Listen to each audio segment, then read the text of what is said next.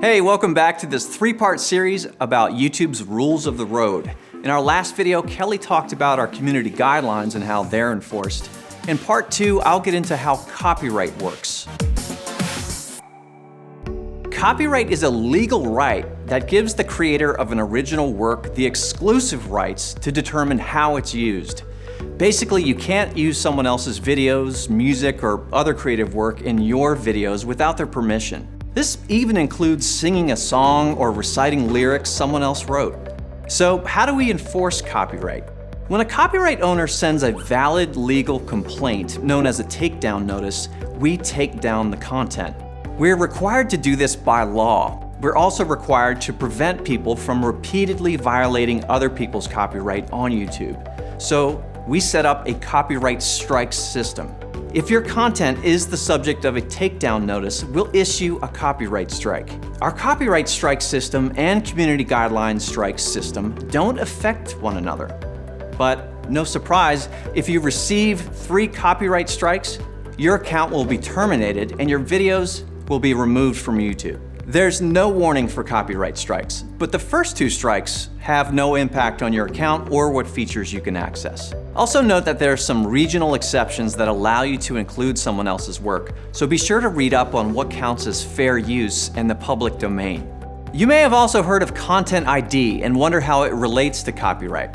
Well, to help YouTube creators draw upon all the great content they love while still protecting the rights of copyright owners, we built Content ID, an automated enforcement system that lets some of the world's biggest rights holders find their work when it's being used by others and claim it instead of taking it down.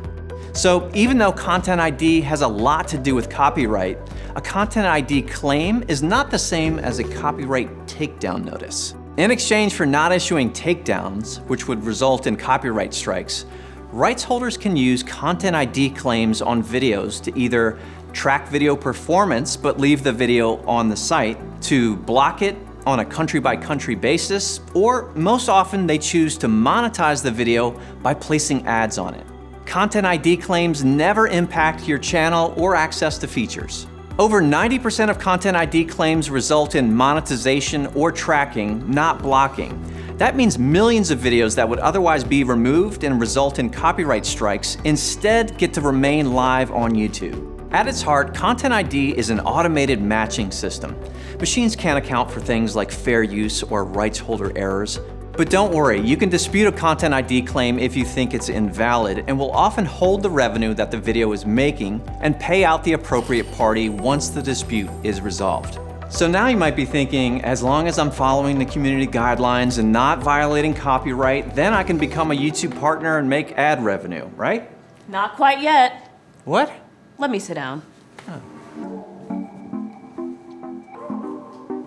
There are a couple more things to be aware of if you want to be a YouTube partner and make revenue from ads.